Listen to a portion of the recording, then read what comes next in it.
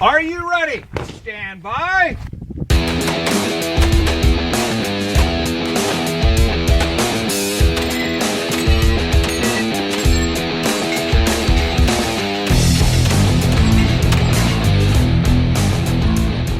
Hey everybody, I'm Dave Hartman, and welcome to The Three Gun Show, the world's largest three-gun podcast.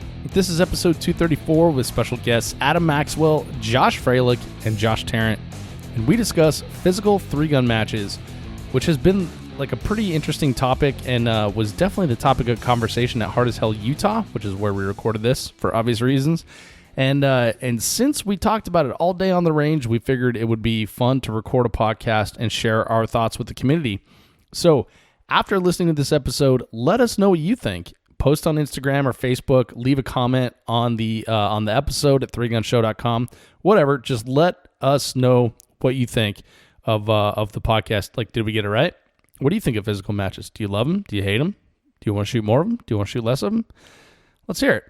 In other news, I've mentioned a few times on the podcast that I recently moved to the Austin, Texas area. I spent the last week building the new Three Gun Show studio with my brother. He drove all the way down from Wisconsin and brought all his woodworking tools to help me build 3 big workbenches, hang wall paneling, lay carpeting, etc. And the place turned out pretty awesome. I'm so pumped about how the studio looks right now. Anyway, I'm happy to have it the studio built. And over the next couple days here, I'm going to be running wiring and get all the microphones, cameras, and everything set up in there.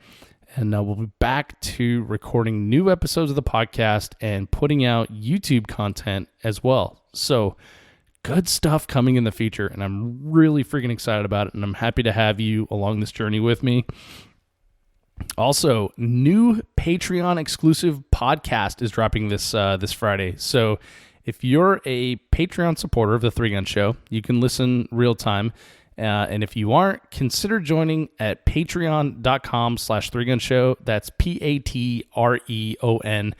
And the one that I have in mind to put out this week is going to stay Patreon exclusive. So you can only hear it as a supporter of The Three Gun Show on Patreon. All right. Now, without further ado, enjoy this roundtable discussion with Josh Froelich, Josh Tarrant, and Adam Maxwell. Guys, welcome to the podcast. Glad to be here, Dave. Yeah, good to talk with you. All right, we're doing a Hard as Hell round 2, and we have our buddy Adam Maxwell back with us. Adam, what's up? Feeling tired, buddy? Not at all. Not at all? And I've been pre-gaming, so I got some personality in me. Monster. Oh. I was like, get your mind out of the gutter. And Mr. Josh Froelich joining us. Josh, What's up? how you doing, dude? I'm great. Yeah? Yep, so far so good. So far, so good? Mm-hmm.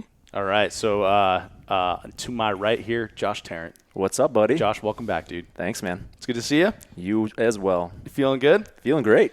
You're like squirming in your seat? I love these matches. They're fun. They get me jazzed up. I love being jazzed up. All right. So He's rocking a Three Gun Show T-shirt, too. He is by the rocking way. a Three Gun Get Show yours. I am. he ordered the schmedium too. That is a And he's- large. That's a large, but it looks like a schmedium. Those pecs definitely make it look like He looks amazing in the Three Gun Show T-shirt. I hate you guys. You should get yours at threegunshow.com. That's right. There you go. That's right. You too can look semi-okay. I do other stuff kind of okay, too. Tarrant doesn't want to set the expectations for the listeners too high. Works out. So yes, let's set the stage real quick. So we're Hard as Hell 2018. We just got done with day 2, ended a little bit prematurely, and we're kind of relaxed here. We're getting ready to go to dinner, but we wanted to get a little bit of podcast in talking about physically demanding matches, and it seems to be. I don't know if you call it a trend at this point, but there are more matches on the calendar that are like this than there were when I started. For sure. I would say, the longer you've been in the sport, you can kind of see the ebbs and flows of different matches. It's like a pendulum, right? Yeah, and also I think we have more matches on the schedule now, so there's so many different three-gun matches going on that you can start to put them into categories. Right. And so I think with with a lot of people wanting to jump in the 3-gun matchmaking space that it's easy to go ahead and set up like a fast 3-gun or fast USPSA or 3-gun nation style match in bays, right? Mm-hmm. And then it's also clean because like everything's flat. You go out and set everything up and stuff like that. But the thing that got me into 3-gun was a video from like 2009 of an Iron Man stage. Yes. It was the one that Sinistral Rifleman put up, and he's actually on the squad in front of us, which is kind of fun. And that got a lot of people into 3-gun. Like that specific video, I hear a lot of people talk about that. I was like, that's what made me want to shoot 3-gun. So we kind of got away from that for a few years for whatever reason. Trends, I guess, want to go really fast. I think 3-gun Nation influenced a lot of that with their Pro Series on television. Some of them have been going on in the background, but I think a lot of other matches or other styles of matches diluted them a bit. What do you mean? Explain that. So back when, like, this match has lineage back to some of the original Outlaw 3-gun matches that have always been going on. Blue Ridge is one. Blue Ridge has just been going on the whole time. Long time. And they give no craps about what other people are doing. They're just doing Blue Ridge. Well, at one time, Blue Ridge was one of 5 matches a year. Now it's one of 25 matches a year. Yeah, so it's like 20% of the matches, and then it drops down to 5% of the matches. Right. So that's a good point, and that's what I was trying to say, but you said it in way better words than I used. That's why you invite me on. Good job. Good job. Good job, Max. Did you just clap for yourself? No. It's called sound effects because you don't have any buttons yet. Oh, okay. I've been asking you 2 years for a button board, man. We need a sound effects guy. Sound effects guy. Where'd he go? We had a guy last night. Hey, Max, when you want to buy the button board, I will hook it up to this little recorder thing. Sweet. Exactly. All right. So apparently it's not that important. But anyway, so we're here to talk about physical matches. Josh, Froelich, can we just go Froelich and Tarrant? Is that okay? That's cool. Yeah. Okay. So Froelich, this is your first super physical match, right? Yeah. You shot Red October last month, I guess. Oh, wait, no, we're in December now, aren't we? Yeah. So in October, you shot Red October here at Southern Utah Practical Shooters as well, Tactical Performance Center, et cetera.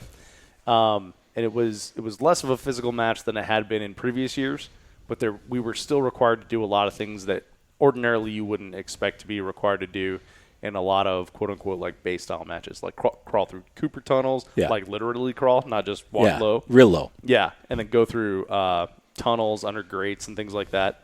And I think you're right, Amax. Like it was definitely diluted because it's much easier to put on a match at a range that already has bays, and most bays are made for like USPSA or just general shooting. Yep. Right. Yep. So, Josh, your first match out, we talked a little bit about at Red October that you're going to be shooting some matches like this just to kind of dabble in that arena. Yeah. What do you think? Yeah. Well, I think it's pretty awesome, actually. For 4 years, I've completely just stayed away from them. I always just wanted to develop shooting skill and just learn how to run the guns in a controlled environment, and I want to be tested on shooting those guns. That's always been the goal. That's why I've stayed away from stuff like this. And now I've shot probably like 40 or 45 of those matches where you stand in like an area that's super controlled and you pull triggers and you go fast and still fun. But something about all of this extra stuff is kind of interesting, you know. And so far, I think we've got 4 or 5 stages done. And it's like 3 stages in one. So you start talking about mental challenges. You got to remember 3 stages in one. There's so much stuff going on, right? And so it's been pretty cool. I've enjoyed the experience, and I think that first impression, I want to do more of them. Yeah, it's been a fun challenge for sure. Yeah, the remembering part of it gets to be tough. Yeah. And for me, I like to joke around, like, so I'm pretty like immediately forgetful of things. Okay. So I'll walk into a room a lot of times and think like, why in the hell did I come in here? Yeah. You know, and then I'll go back. I'll go back to what I was doing, and it's like, oh, I need a screwdriver, and then I'll come in and grab the screwdriver, that kind of thing. Yeah. So I've always joked around, and maybe to my detriment, like I'm imprinting that in my head that when I walk through a doorway, I forget where I am. Yep. That kind of thing, or forget what I was doing. And this match, like we're changing bays a lot, right? Yeah. Because this is technically a bay match. We're at bays. They do a lot of unique things where you're climbing up on stuff inside of bays, climbing up on berms, climbing down berms, jumping up and jumping down things. But when we switch bays, like now it's a whole new stage. Like there's a 25 target array that I have to shoot. Yep. And remember everything after what I just shot in the other 2 bays with the other 2 guns. Yep, and they like to throw, I've seen on the last 2 stages that we shot today, something complex at the beginning that just gets your heart going, gets you moving, and then they throw you into a bay full of paper with rifle. Yeah. And it's a memory stage. And there's targets that you could shoot from 2 or 3 different spots, and those are challenging for a lot of shooters if that's all you're shooting. If that's just the stage itself. Just to program in, yeah. Just to lock it in. It can get choppy in there, but they throw it here after 45 seconds of shooting, and you've already got your heart rate going and you're breathing heavy and you run over, you got the new gun, and time to reset and try to figure out, okay, forget everything I just did, whether it went good or bad, like forget it, and now just shoot this piece. Yeah. The segmentation of the stage mentally has been a challenge. It's been something to do. You got to do it well. Yeah, and it challenges the chunking thing that you and I were talking about yesterday. Is generally you can put stages in chunks. Like, okay, this is the chunk where I'm going to be doing the bird shot, and this is the chunk where I'm going to be doing the pistol, and this is the chunk where I can be doing the rifle. Right. But then when those are expanded from like an array to like a whole stage. Yeah, the whole bay. Yeah, the whole bay. Yeah. Yeah, they're like the memory stage that you were talking about with the rifle today, like I had that during walkthrough, and I'm like, oh, cool, no problem. There's 3 points I'm going to hit. And then when I got over there, and the first thing that rattled me was that we had to go – our first shooting position was from like a rooftop. Yeah. We shot like a popper and a activator. It was like a bobber. Bobber is what it's called. I was expecting a swinger. I thought it was popper, swinger. Okay. And so when I saw the bobber, I'm like, well, that's weird. I just kind of stared at it. Is that a malfunction? That's the weirdest swinger I've ever seen. It swings up and down. No, it just swings up and then never comes back again. Okay. So then when I left that position, I did not go over the top. I went around, and then I had to come back and go over the top. Yeah. And that threw me. So once I stepped into the shooter's box, I'm like, what am I doing again? And that just basically screwed it for me for there, and ended up being choppy. But this is a match where you can actually coach. Yeah. You can. If you want. And it could be positive. It might not be. I mean, Yeah. I've come out positively once. I had a malfunction, a mag issue, and was lucky enough to have somebody hand me a mag halfway through. Like, that's cool. Yep. On the other end, if you get 2 or 3 people shouting this or that at you, and I'm double plugged, so I can't really understand what most people are saying. Mm-hmm. Just sounds like everybody's yelling at me. I don't know if they're telling me to stop, I'm DQ'd, or so I'm just shooting. I'm just trying to ignore everything, and you got all these people yelling. So it could be positive, could be negative. I'm not sure what my opinion is on the coaching yet. Yeah. Well, and so you can. I should have told you this earlier, but you can tell them, don't coach me. Yeah, I probably have to do that. Yeah. I specifically did. I did tell DJ that, especially after I watched him coach you. Well, yeah. Well, so DJ asked me, I'm like, yeah, just let me know if I miss these targets. But he, I would say overcoached me, but we didn't have like 10 minutes to come up with a plan, I told him respectfully, don't talk to me. Yeah. I don't like it. Yeah, it doesn't help. Doesn't help. Let me know if too I'm doing much. something stupid. Yeah. Yeah. If I'm about to do something really dumb, or I like blatantly blow by something, otherwise, like to me, it's just too much noise. It's just too much going on. Yeah, there was one where he shot a little one on the left as I was leaving a position, and I went back to that position because I was moving to my right, and he said left, and so I moved back to my left, and he's like, no, through the other port. And it's like, well, shit, dude. You were on the clock, and I was videotaping. You're like, this is confusing. In the middle of shooting, you're like, this is so confusing. Did I say that? It's on the video. Awesome. Yeah. Well, and we talk about it a lot that, as you go around the country, there's different styles. Yeah. What you're talking about right now, it's a very Western style thing. Yeah. The ROs tend to talk to you a lot. They tend to allow you to have crowd participation. Yeah. Mm-hmm. Both in coaching help and in the receiving of equipment and ammunition. But I would say it's kind of a pain. I guess I don't like it. I wish they would shut up. But at the same time, it kind of sounds bad when we talk about it on the show, but like, it also, you have to understand that they have the best intentions at heart. Oh, They totally. do. Oh, yeah. All those Oh, guys yeah. are Yeah. super well intentioned. Yeah. They're trying to help you through because they know you probably forgot half the things you want to do. So they're kind of get on this script of things they want to Yeah. say, but at sometimes you either have a different plan than what they're saying, so they're like telling you to do something opposite of what you're trying to do, or they're prompting you when you didn't need a prompt and you're like already on to the next thing, and it's like, Yeah. well, what? Yeah. What do you? The watch the muzzle when you jump over the berm was kind of like, is anyone Yeah. not watching their muzzle when they jump over the berm? My first hard as hell, there was a guy that and we're gonna shoot part of that stage tomorrow, and then part of that stage on another stage tomorrow. Yeah. But he was shouting like one left, two right, or whatever like that. The RO was shouting that. Yep. And at the time, like I had shot a bunch of 3 Gun Nation matches that year,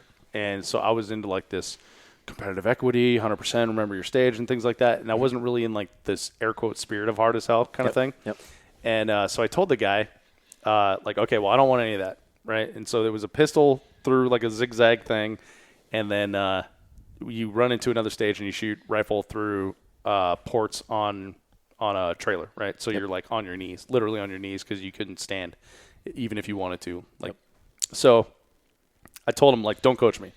And then I'm running through the zigzag thing with an egg, and he's shouting to left, to right. And I'm like, damn it. And so as I'm running across the bay, I'm like, stop coaching me. Like I was yelling at him. And so he didn't coach me for anything. And I passed a port. And he's like, you missed a port. And I came back and I shot that port, hit the target, and then I finished the stage. And so he saved me 3 FTEs. Oh, wow. And so on the unload stroke clear, I was like, I'm sorry. Thank you for that. Yeah. Yeah. So, I mean, it goes your way and it doesn't go your way. It just depends, you know, sometimes, just like you said with the mag thing, you know, Yeah. you'd have been hosed. Oh, yeah. Yeah. Dude, Even we worse. we counted it up. Okay, so that's a unique style stage where you're accruing points for each target you neutralize. Yeah. Did we count how many points you would have lost on that one? Yeah, I did. 100. Do you remember what it was? Yeah. 100 is 2 spinners, wasn't it? No, those I did lose. Those you did lose, yeah. Yeah. Yeah. So Well, it would have been 70. 70. Okay. That's what I picked up after I got a bonus mag. Okay. Yeah. So it would have been 70 points that you lost if Travis wasn't able to hand you that mag. Yeah. He's Mario. an amazing individual. And he's also sitting right next to you.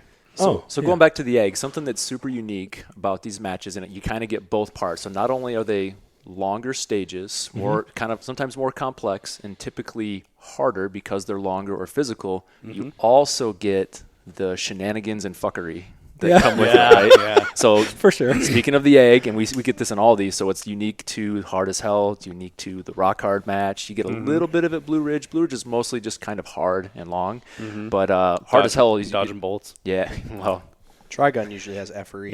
yeah. So the effery kind of pops up in certain matches, etc., but it's big here, right? So you mentioned the egg. Yeah. We had a stage today where you had to shoot 48 some shotgun shells holding a clay in your hand. Yeah, that was Yeah. yesterday. But Yesterday, yeah. But So describe the clay because people are trying to figure that out. yeah, so it was one of the mini clays, and they punch the center of it out, so you can put a little pinky finger through there and hold on to it, but it has to be in your hand the whole time you're shooting. Yep. You're crawling through this B-17 bomber that they kind of built a replica of, shooting in and out all these positions, climbing up and shooting out of the top gunner position, and then running shooting down. aerial clays, you're shooting Yeah. static All kinds of steel, stuff. Yep. and then you run out and you shoot another popper, Yep. kicker, popper, Yep. another popper, kicker, popper, another plate rack. Yeah. And Brian came over right after I had shot that stage, and I broke my clay I did too. on accident, which is a 60-second penalty. 60 seconds. And so Yeah. what put it in I'll finish my story and then I'll say what put it in perspective for me. But Brian came over after that and he's like, what'd you think? I'm like, dude, this stage was badass. I was like, that clay sucked, and it didn't suck enough to make me hate this stage, but it was completely unnecessary because this stage would have rocked the house without it. Yep. Did he agree to remove that penalty for everybody? No. Damn it. You know what he said? Good. Hard as hell. Ha. Ha. He said ha. Hard as hell. H-A-H, Yeah. hard as hell. Ha. That's Yeah. the Asked thing. him- Anytime you complain about something, it's I asked ha. him if I could use a hair tie to hold it on the back of my hand, and he said Yeah. no to that. So my question is kind of for Josh. So you're experiencing the harder stuff, but you're also experiencing for the first time a lot of the the foolery. Yeah. What are your thoughts? I like the harder stuff. Yes. I'm not a huge fan of the extra stuff. Yeah. Well, what Josh, you said yesterday, or Froelich, what you said yesterday, sorry, this is confusing for audio listeners, but was the penalty is what a good stage time would be for this stage. Yeah, stage 1, that was the deal. If you broke that clay on your pinky finger while you shot 50 shotgun shells. Yeah, and if you're in tack, you're also loading. Oh, yeah. Well, even in open, I'm slamming mags, and there's a huge risk of that heavy-duty movement snapping that clay on my hand. My stage time was like 68 seconds on that, like before penalties. If you break the clay, you double your time. Double. Luckily, I only added like a third to my stage time. Got it. Totally acceptable then. Yeah, it's totally fine. I mean, that's where it hurts the worst, right? If you suck at this game, and most of us did when we started, and sometimes I still do, you're going to time out. And you get what? So this is a 5-minute timeout? Yeah. Right? So then you add 60 seconds on top of that. That's like insult to injury, right? Yeah. So that part kind of sucks. But I think the stage brief that we got on our first stage from Ken Nelson was like, he's like, some things you're not going to like, some things you're not going to agree with, but you're going to sit and do them because this is hard as hell, and this is and I was like, oh, that makes a lot of sense. Well, we've been vocal about that before too, and we talked about it a lot on the recon of this match from previous years. And so I know that they've heard that, and they continue to do it, which tells me that, I mean, this match is, well, according to Ken, this is Brian's brainchild. This is the match he wants to put on. Yeah. And, it is, I think if you were to ask him, if you were sitting right here, he would say that, yeah, it is a really harsh penalty because I want you to respect it, Yeah. If it was less of a penalty, we were talking about it, if it was less of a penalty, you would just crack that thing in your hand and chuck it on the ground. Yep. But now it's 60 seconds. Now you got to respect it. Yep. Yeah. And I think, whether you like it or not, that's his intention, when you sign up to play this game. I respected it so much I broke it on my first shot. You did. First shot.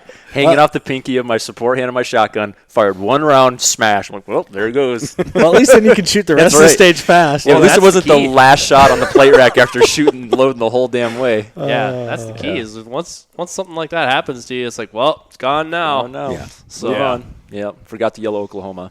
Yeah, what the heck? Yeah. Our squad decided that inside we would joke. yell Oklahoma if we broke the clay. Yeah. Which was pretty humorous to hear. It was screams of Oklahoma. Inside the bomber. Everyone's like, Oklahoma. Everyone starts laughing. Other squad's like, what? What? What are you guys doing? I was trying to spread that, and I don't think any of the Didn't squads take? around. Nah, they didn't get the humor. Poor senses of humor on the other squads. I think so. That's what it is. Yeah, or maybe it was the messenger. Who knows? Killjoys. Yeah. So that was a good way to start, though, with Ken, with our squad. Yeah. On that first one, he's like, the way he set it up, again, being my first match like this, I was like, all right, I can accept that. Same right? here. I came here to party in a new way. I'm just going to play the game that they put out in front of us, and I will try my best to save my impressions till I get done and just experience this for what it is. Try my best. Obviously, we have years of shooting different things, and so everything in your mind is like, that's not right, or this is not right, or I really like this, but I got to just time out, just shoot it for what it is, and then when I get done with the match and have some time to really look back at it, make some serious final impressions of the experience overall. If that's the case, I guess I'm really glad then that you came this year. Yeah.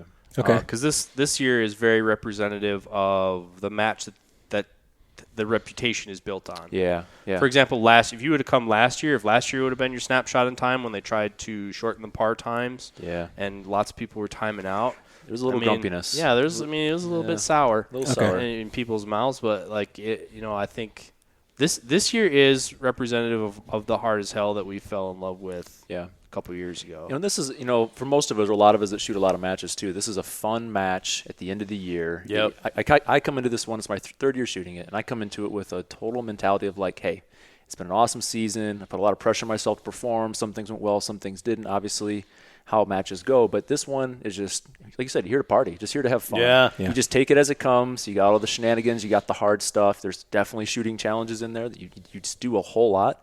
but it's just a fun match to hang out with. You're in the desert. Usually the weather is not bad for December, at least for those of us in the Midwest. So that part of it's just a fun way to end the season. It's a good bookend of the season for me, at least. Yeah. Well, and I really enjoy doing matches like this, and it makes me realize like how much I've personally slipped on like my physical fitness over like the last 2 years that I've been shooting 3-gun, because ordinarily it's 30-second stages and it doesn't really matter that much. Yeah. So this, I think, has given me renewed focus on stuff I need to fix in my own life, and looking forward to 2019 and the match schedule.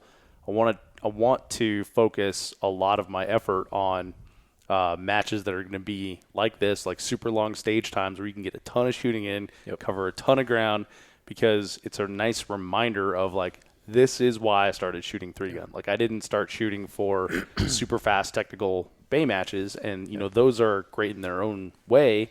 Yep. And I've certainly enjoyed a lot of matches that have those, but this is why I started shooting 3-gun. So what's also interesting about this match is that it has like baptized individuals in the sport to carry the flavor of this into brand new matches that didn't exist before. So I was lucky the first year I shot this, I shot with Bruce Davidson, Brian Ray, Brian Vaught, Dave Horn, all those guys.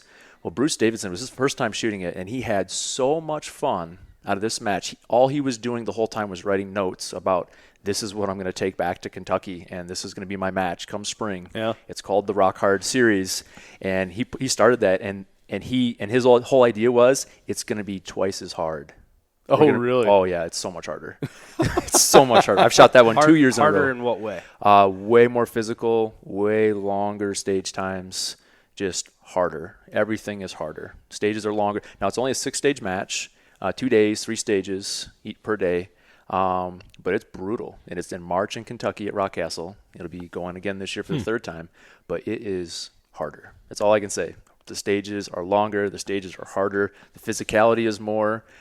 Still a little bit of shenanigans and stuff, but it was cool to watch Bruce look at, watching him shoot that match with him, and then him take those ideas and then, move them over. And then that rock hard as hell series kind of started this year, which was kind of the genesis of that, coming here and him loving the flavor of this. And for him, that's all, in his opinion, that's all 3-gun should be, is this kind of stuff. Like, that to him is like, this is the pinnacle of 3-gun existence, is these types of matches. So yeah. Well, and I even talked to a lot of guys that are like, oh, Blue Ridge is my favorite match ever. Yeah. And it's the best match in the world. And I went to it, and unfortunately I DQ'd, but I was like, I mean, this is cool, but epically DQ'd. But I didn't think it was the best match ever. Granted, I only shot a fourth of it, but I've shot it once. Third of it. I shot it once. I thought it was okay. Personally, okay. When you're inducted into the 3-Gun Hall of Fame, that's the story they're going to tell. Of me DQing it at Blue Ridge. Yeah. Every time I reshare that, and I've done it like every year, I think.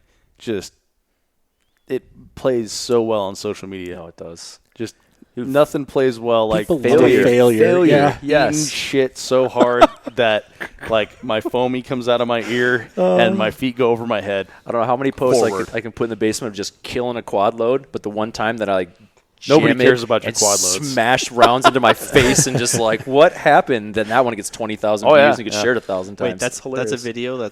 Oh yeah, I shared that one. Oh yeah, I quad loaded so hard and missed that those rounds came back and smashed me in the face. Always wear iPro, kids. Not in my basement, but probably should. You apparently need to. Yeah, probably do. Gonna poke your eye out.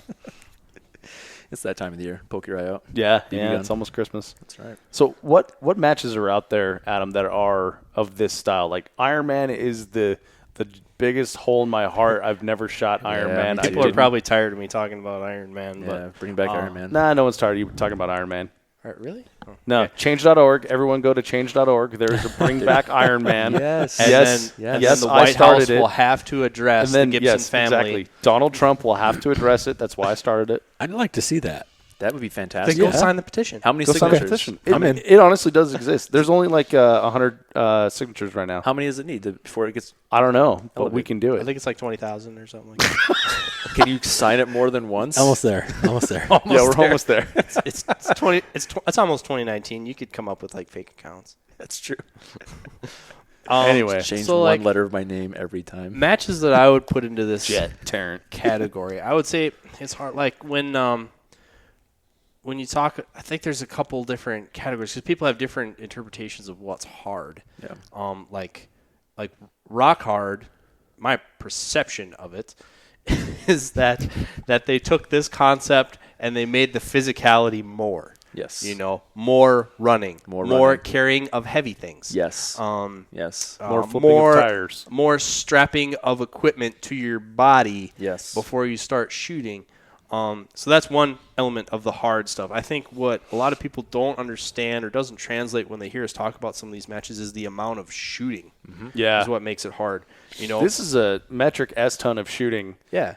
I mean, Tough you're loading out. targets. Like, you're borrowing caddies. Yeah. You're borrowing Yeah. caddies. We had to pool buckshot and tough targets. Really tough. Like, if you take out that clay, like, those were tough shots. Yep. Those freaking flying clays were insane. Like this and that is Crazy. Didn't even see him. Didn't even Just literally did not see him. Like, Josh almost got ejected from the match for unsportsmanlike conduct. False. Because he threw a second bird. He's like, no, I want a mulligan on that one. No, I'm just, Is that what happened? I don't remember. I blacked out. But like the average person, I don't know talk the about average your person, attitude later. but like person who just bought a 2011 and they could only afford a couple of those $120 mags. Yeah. So they have screwed. 3, 4. Well, people are going, back to like crowdsourcing. People are behind you, like reloading your mags and stuffing them back in your pouches to get through As some you're of shooting. these stages. Now, also, so I we're talking I about brought 6 Glock mags, and I'm like, that's got to be enough. And like, down to your last one. I've never been to a match in the last 2 years, which I didn't shoot hard as hell last year. I've never been in the match in the last 2 years where I've needed more than that. Yep. And I was flying, so I was trying to pare things down. And I got here and I saw the pistol stage. I was like, oh shit, I don't have enough Glock mags. And none of the D bags on my squad shoot Glocks. Bunch of assholes. Do you not have a pillowcase full of Glock mags as well? I do, but I left them at home. Next to the pillowcase full of Glocks? Yes. Well, like my point with that is the average 2011 weighs what, 3 pounds? Yeah. Yeah. The average AR-15 for 3-gun weighs 8 to 9 pounds. Shotguns are right in there too. Hold that up. We're talking about 5-minute par times. Yeah. Hold that up for 5 minutes. Grab a 2.5-pound dumbbell and hold it at arm's length for 5 minutes. 5 minutes. That's what makes it hard. It's not because like there's some drill sergeant just like sucker punching you in the head while you're trying to shoot this thing. It's like that's just the next stage. Yeah, there's just a lot going on. Tomorrow. So Matt, 250-yard slug shots. Yeah. First year I was here, there was a 670-yard rifle shot. Yep. 9 spinners for shotgun on one stage. Those little spinners. Yeah. On stage 2, 9. And those were of them. surprisingly hard to get over. Yes. Yeah. Holy crap. Well, they those were were out to hard. like 20 yards Yeah. with birdshot. And full choke. Yeah. And they still wouldn't go. Yeah. Yep. That's tough. Yep. They're tough. So to ask the question of what other matches are like this, I would say I guess I would categorize them as, if we were to try and succinctly categorize them, I would say matches that have a par time of 200 seconds or more. Mm-hmm. That's an easier list to come up with. Is that Rocky Mountain 3-gun? I don't know. I've never been to Rocky Mountain. Yeah, me either. Might be though. Could be. We'll I've heard. we'll give it the honorable mention. So I don't know what their Rocky par Mountain times are, but maybe they are. Blue Ridge, Yep. Rock Hard fits that. Yes. Yeah. Hard as Shooter hell. Source does. Hard as hell. Last year, I think the Red October did, but this year it did not. Yeah, it very much did not this year. Yeah, and it's going toward not doing that Yeah. because the Attendance. demographic. Right. Yeah, a lot of newer shooters. Yeah. Yep. Yeah. A lot of, maybe not newer shooters, but newer competitors. There you go. That's accurate. Mm-hmm. Yeah. Oh, and Task Force Dagger. Oh, yeah. I would say so. That's about a half dozen matches that would fit this category currently. Okay. Of TFD big is one of matches. those, is one of my biggest regrets Yeah. of Regrets. 2018. Regrets. Yeah. No regrets. No, I got a lot. I was there. I was at the Woodstock of 3-gun. Yeah, the original. Man. Yep. The one that Brian Ray said is the first time he ever saw trench foot in real life. One of the like Wow. do you ever just kind of get taken aback by images that stick in your mind, like snapshots in Yes. time? Yeah. All the time. One of those is, for me, of that weekend, Brian Ray like bounding through the woods, kind of backlit by the morning sun with the shotgun on his back, like with his muck boots on, and like him specifically with a freaking Manelli strapped to his back, trying not to slip and fall on his ass. Anytime you're hanging out with Brian Ray, it's a good time, though. Yeah, that's true. Anytime. And Good sometimes Vought, too. Yeah, sometimes. He's along for the ride. I'm just kidding. Yeah, of course. Sorry, But Brian. so like Vought listens to the podcast, so you got to toss him on. So that I mean, like I can take the effery here or there. I mean, I prefer it go away. But I'm looking. I like, I'm on record as like being the guy who there's never enough shooting. Like I'm seeking out matches. Like we were talking about this a little bit in the pregame. Like matches that I would protect if I could. There's a finite number we can go to a year. Yep. And so like when you're trying to narrow down that list, the ones that I'm going to protect are the ones with big stages, big props, a lot of shooting. Yeah. And this is one of them. Ironman used to be that way. Some matches are getting about, are arriving at that a different way now, like the UML matches. They're starting to have, 15 stages, 15 short. They're having more shorter stages. I don't think that's a good thing. More shorter stages doesn't seem like that's what I'm looking for. Right. But Depends on what you like, though. you could, yeah. Oh, it totally does. Yeah. Yeah. I mean, I shot Surfire this year with Adam, and I say personally, I thought the format was fantastic. I kind of enjoyed the higher round count of stages. Even those shorter stages are still rounds fired per time on the clock was really high. They were big round count stages. They were. You Big weren't round covering count short 200 stages, yards of area. They were high round count stages. Yeah, you were sending 70, 80 rounds in a bay in a 30, 35, 40 second stage. That's a high round count Right. Oh, yeah. time. That's a lot. or you're starting to see matches that you can enter multiple times. So I realize that everyone doesn't want to shoot as much as I do, but because I want to shoot a lot, I can enter multiple times. So I think that's a positive thing too. So, Froelich, you were talking about time on the clock. Yeah. Remember that for just a moment here. Yeah. But Adam, one of the things that that you just said about protecting matches, like there's a finite amount of resources, right? Right. Like I've shot in the last 3 years. Yeah, 3 years. Just a shit ton of matches, and I've been burned a lot by matches that were sold as really good matches and then sucked when you got there. burned how? It wasn't as advertised. Okay. Like this is going to be, Okay. we're going to have 10 spinners. It's going to be amazing. You get there's 0 spinners. Gotcha. That kind of thing. We're going to have all this long range. It's going to be the hardest thing you ever shot. And then there's like 2 long range targets preceded by 5 shotgun targets. Gotcha. That kind of thing. Yep. What I mean by burnt is like, it's not as epic as sold, right? And I think first of all, like Hard as Hell is undersold.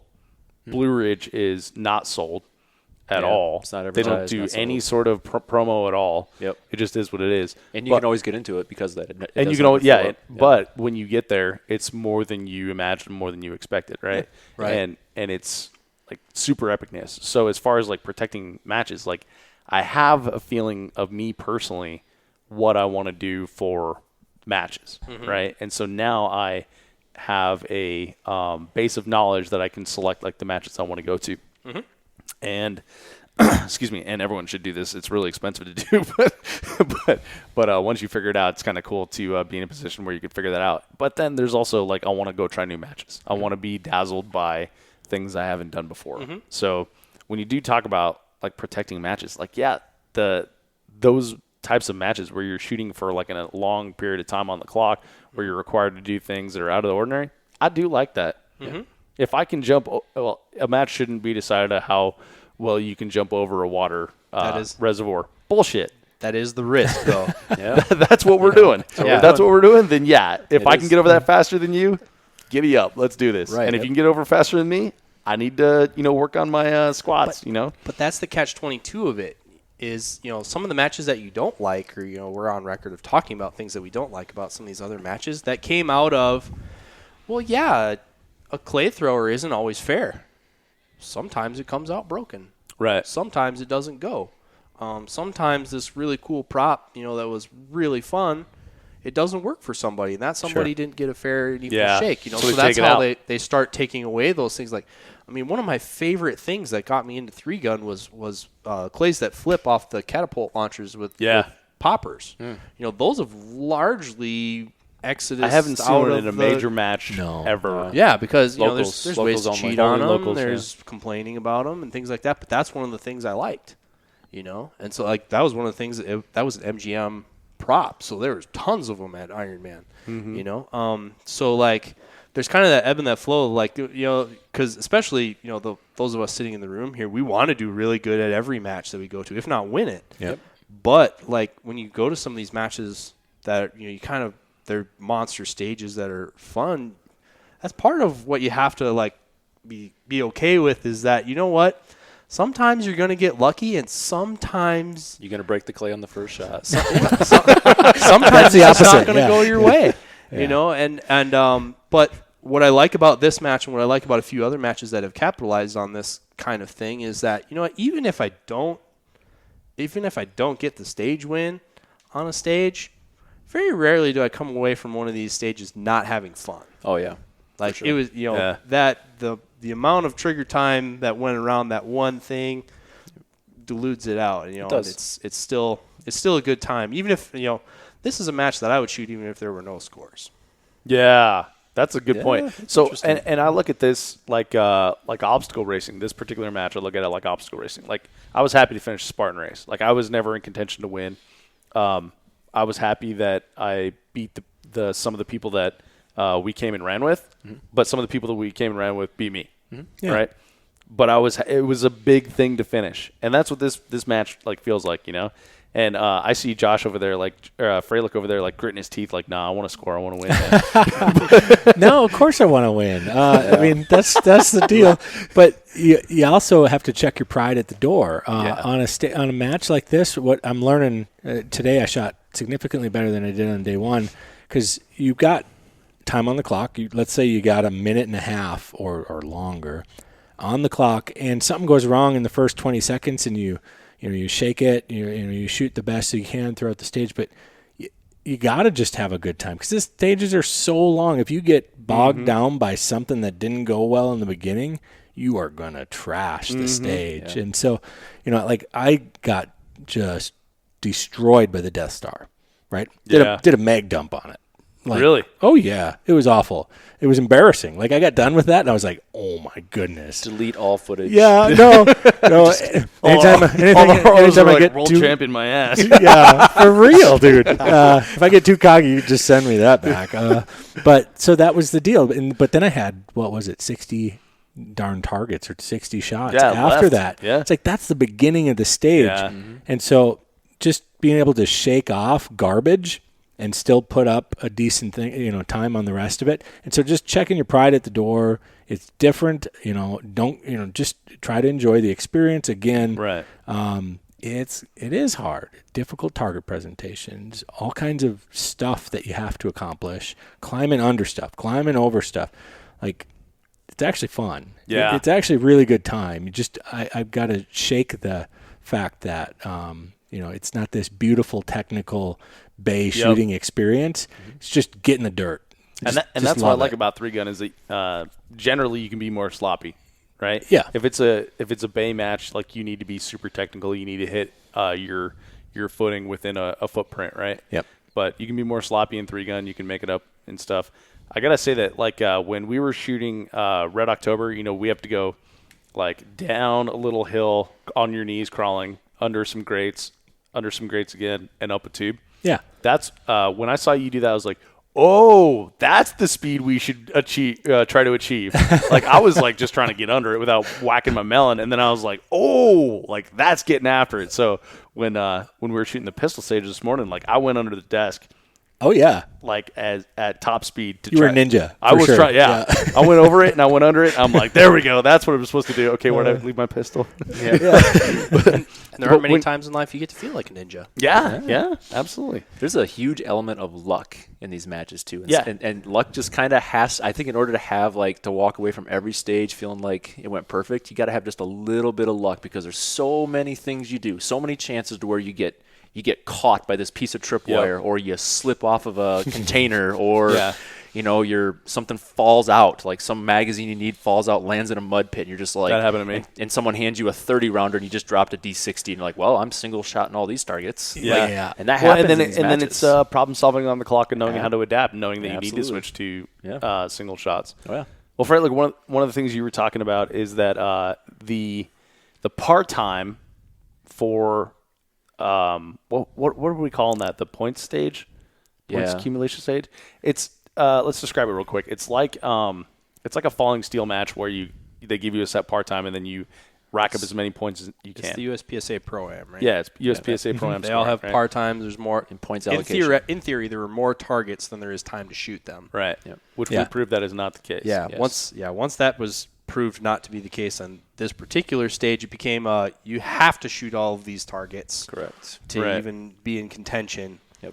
And there's different point values assigned to them. Yes. Right. Yep. So the time for that, you said, is like several major matches that you've shot. Yeah, Total 250 accumulated time. seconds. Yeah. Like if you look at a major match, 7 or 9 stages or whatever, but they're 30-second stages, that one stage was larger than my total time on many of the majors I shot this year. Mm-hmm. Like, that's crazy. It is crazy. That is. I mean, Well, and one stage. And if you think like time on the clock per dollar spent Yeah. for the match ratio, like this is a huge value. Yeah. Yep. Get rid of all the ammo cost because Yeah. it's so much higher. Well, ammo cost is fixed if you're going to be shooting. Like, Yeah. amount of shoot you could spend this amount of ammo over 2 or 3 matches. Oh yeah. I mean, you're shooting the same amount of ammo per trigger pull. So That's a very good point if you look at it that way. For the same fee. yes, Yeah. for the same fee. Yeah. Talk about a way to test the gear, too. Yeah. Right? You want to push a rifle to 60 rounds, dump it in the mud, pick a pistol up, shoot it 70 rounds, dump it, Yeah. I mean, we're pushing all this stuff so much harder than you do at a traditional match. Well, plus knowing yourself and where to place the gear, like I always put a spare 30-round magazine on the back of my belt. Yep. Yeah. That will get you hung up on tons of Oh, shit. yeah. So now maybe you need to put that in the front. Now you may need to put that in the front right, front left, front middle. But when you go for that spare mag, you can't reach behind you to go for it. Yeah. You need to go for it where it is now. Yeah. So it's adapting, that sort of thing. And that's another thing that I like about 3-gun is like USPSA is like if a guy puts on his belt like a quarter-inch off, he will spend the next 30 minutes adjusting that belt to get it correctly. But here it's like, F it, Yeah. Like, I guess I'm putting my shotgun shells on the back because I got to go prone very first thing and then get everything I care about wet. Oh, yeah. Yeah. The gear for this is intensive too because you don't always know what you're getting into. And Yeah. so I was kind of joking on the way down. Like when I pack for matches, I got a pretty good system. My case is all set. Medium-sized suitcase, everything I need. This one, my case is at like 70 pounds. My suitcase is the biggest one I have. It is chock full with all kinds of contingency plans. Yep. It weighs 70 pounds, and it's just tons of stuff, and you just don't know what you're going to need, so you bring everything. I think Let's dig it. Oh, go ahead. I think long term, if I shoot a bunch of these, I'm going to be emailing you guys before we come, and we'll collaborate on what gear. Yeah. So like, hey, you know what? I'll take care of knee pads. I'll take care of elbow pads so we don't fall to pieces when we're diving through all this stuff or whatever. And just one guy brings this gear, one guy brings this gear, because I guarantee you, all of us had oversized bag fees that were just racking up through the roof. This is my very first time flying, and talking with for a match. Oh, okay. And talking with people on the show about flying for matches. Yeah. I know like you're supposed to pare everything down, bring like the minimum what you need. So I didn't bring like a rangefinder, any glass or anything, because I'm like, I'm gonna be shooting the Vortex guys. There's gonna be we're gonna have a bunch of rangefinders, right? Yeah. Funny story, So- they don't bring any glass. Ah, dude. That's why I'm laughing. But it's also why he wasn't talking. Come on, Tarrant, pick up on the cues. buddy. As soon as I heard inside 100 yards, it's like, well, that's a bunch of stuff we don't need. That's a good point. But I'm the kind of guy that likes to know, like, I want to know, is that 17 or 20 yards? That's what I want to know. Yeah, But yeah. Anyway, so I digress. But so I pared down everything, thinking like they weren't going to let me on the plane with a bag that was overweight. Like I didn't understand, like, oh, it's just another $20, son, to pay the ride. So I left a lot of stuff. It's $100, just so you know. Whatever. It's good to know. Healthy. Yeah. So Big. that's good to know.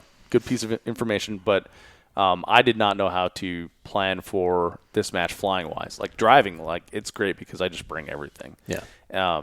So I think that's an important topic. But the to illustrate a point there, like I was like, okay, well, 3 magazine pouches will be enough for pistol. I had to borrow Travis's 2011 mag pouches, the Weber tactical ones, and I figured out that if you put a Glock magazine backwards in a 2011 pouch, it will stay put. And I only know that because Travis is left-handed, and I had to put them on myself. Okay.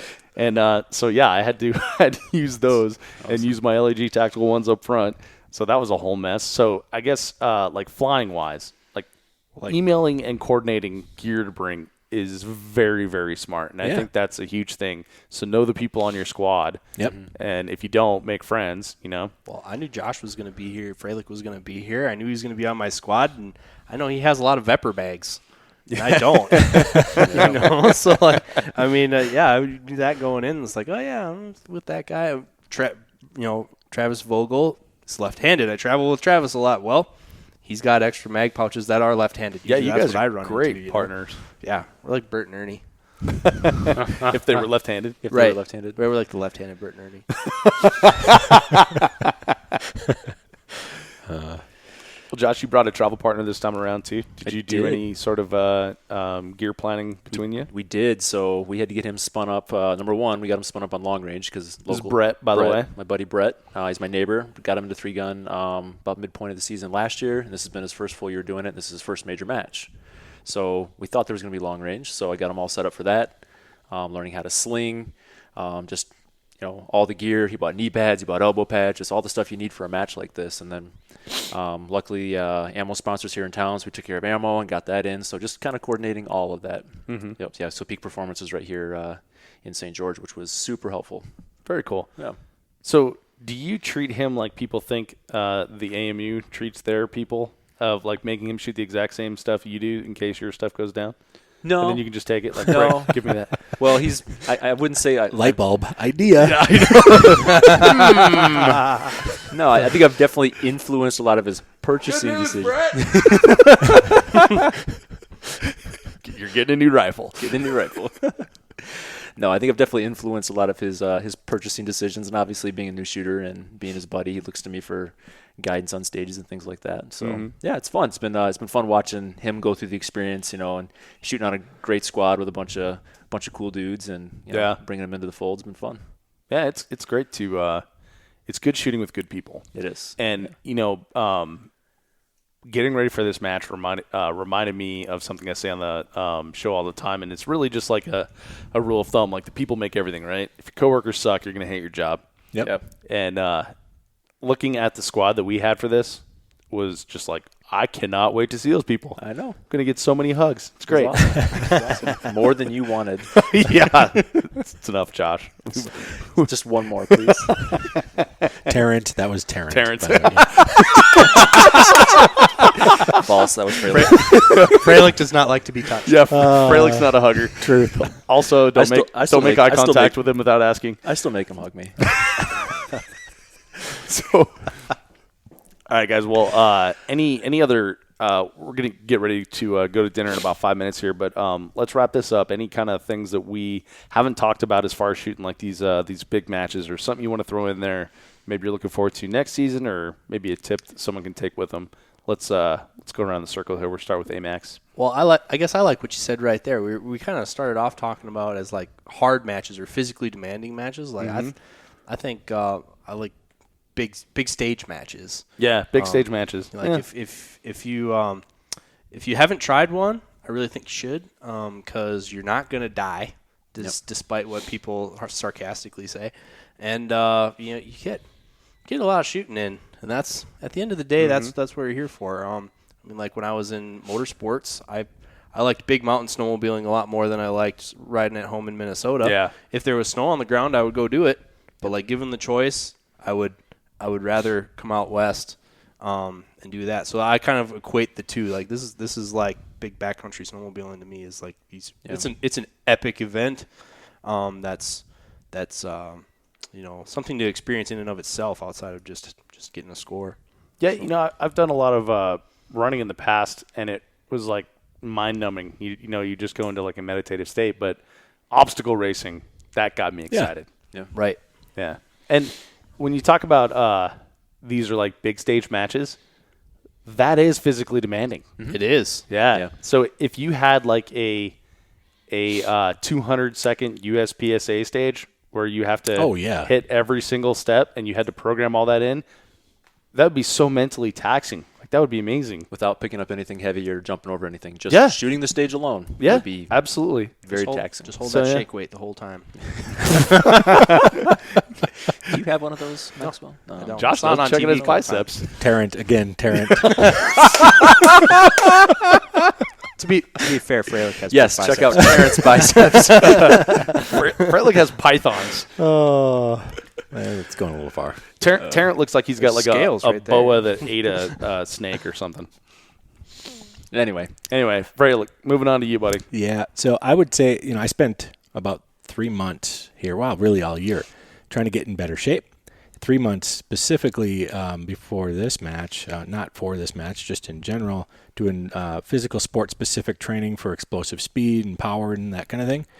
And these big stages are awesome for that. Like I'm barely out of breath at the end of it. My trigger finger seems to slow down a little bit, right? But like I get done with this stage and I'm like, mentally I'm a little fatigued from just trying to remember what to do on everything. But it's been awesome because I'm not winded. I'm ready to go. And so I think it's an extra motivator to continue to push in the gym to get in better shape and I think long term, as I continue to do that, these will probably end up being a bigger part of the game that I play because I think it's an advantage being in pretty good shape and being able to pick up the heavy stuff and run it over there. It's like, well, I can do that. Run up the hill. It's like, I'll do that while I train. None of those things are new. And so most of the gimmicky stuff or the hard lift, the heavy thing, it's like I'm already doing a lot of that. And so I think that's going to be a strength for me if I come to these matches. might as well get scored on it. Yeah, for real. Yeah. If I'm going to wear a weight vest, might as well at least, get some points for doing it in a match. Yeah. So it's been fun. And I do like the long shooting challenge, right? Like you say, if you took all the other stuff out of it, and you just put a stage in front of me that I could shoot for 2 minutes straight, that's awesome. That's 4 times as awesome as the 30-second stage, right? I mean, just the shooting alone is amazing. And so it's been a cool experience. I'm going to shoot more. I'm sure of that. Good. Tarrant? All right. So everyone who's in this sport, for the most part, I would assume everybody loves to shoot, and they shoot because it's fun. But I think the thing that I noticed the most about these styles of matches is the fun factor is at a peak. Yeah. It's at the highest point. You go to a lot of major matches, and there seems to be, maybe it's the pressure piece. I'm not sure what it is. It seems to be just people are definitely having fun, but there's that other aspect of like kind of disgruntled at how they did, a little grumpy if they're not having a great match. I feel that so much less in these matches. People just seem to be having a ball, just a blast the whole time. People are laughing, they're high-fiving, they're watching some dude tumble down a hill through a mud pit, and everyone's just laughing.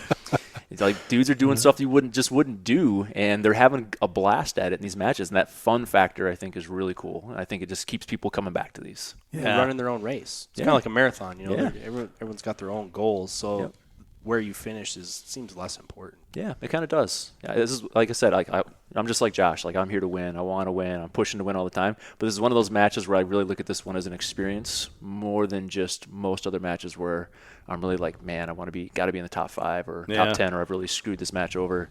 I look at this one as just like it's a fun experience, and if I do well, I do well. If I don't, then I know I had fun anyway. Yeah. And if you hadn't busted that clay, you probably would have done well. Probably would, yeah. Don't let that get in your head. We got 4 stages tomorrow, dude. Yeah, but bring it. You were winning before you did I was that, winning though. before that, for sure. Yeah. It was also the first stage. It was not a handicap accessible accessory for that stage, having only one pinky. I'm just going to say that. Well, you got one pinky. You should arbitrate that. I should. I will tell say you to I did shoot not weekend. use my strong hand pinky, so I don't know if it was an advantage. I don't know. I'm just complaining. No, I understand. No, it's fair. All right then. Well, I'll say that if you're thinking about doing like a big stage match, find someone who's driving to it or drive to it yourself, or maybe load up the truck with like 4 dudes and drive. Yeah. Froelich, you said that Michael O'Brien muled a bunch of stuff out here for you. Yep, he was nice enough to bring ammo, and because of that fact, our squad got to shoot the big heavy buckshot stage with the way we wanted to, most of us. Yep. Yeah. Without that, I would have had half as much buckshot, and I wouldn't have been able to share. And people would have been in trouble. Oh, yeah, for sure. A lot of people would have been in trouble. Yeah.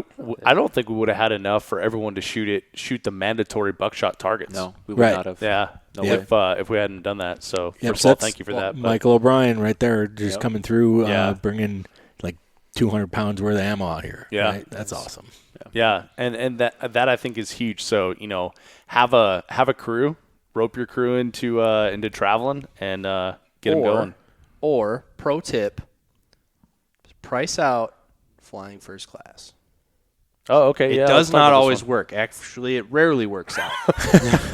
But do it anyway. But if you shop it out, if you buy a first class ticket and you do the math, you can, because the reason you do it is because when you fly first class, you get 2 bags at 70 pounds instead of 50. Mm-hmm. And sometimes, if math works out, but you can do it are that way still too. Limited to 11 pounds of ammo, as you found out on the way here. Yes, I did. And that's a story for another time. But it doesn't always save everything. But if you're like, well, there's no way. I live in New York, so there's no way I'm going to Hard as Hell. Well, hey, man, just, maybe shop around a little bit, and you might be surprised what you can fit into a bag that weighs 70 pounds. Or you just mail your ammo right in, or have it purchased online and delivered. I'm just talking about, drop shipping is another way. Drop but just, shipping works real well. Straight gear, like the amount of equipment you need to bring. Yeah. If you don't think you can get it in 2 50-pound bags, just saying, sometimes it works out. Yeah. All right. Well, let's go eat some cattle. Sounds good. Deal. Yes. Deal. All right. Thanks for being here. Thanks, man. Thanks for having us on. Thank you, sir. Hey, before you take off, if you're into this type of content, check out patreon.com/3gunshow. That's Patreon. There you will find bonus podcasts, all kinds of other different benefits of being a supporter of the 3-Gun Show. And you can support yourself for as little as $5 per month. That's patreon.com/3gunshow. Quick reminder that if you enjoyed this episode of the podcast, subscribe in iTunes, Google Play, Podcast Addict, or wherever you get your podcast content, so you will always get the very latest. Thank you so much for downloading, listening, and subscribing to the show. I'm Dave Hartman, and I'll see you on the range.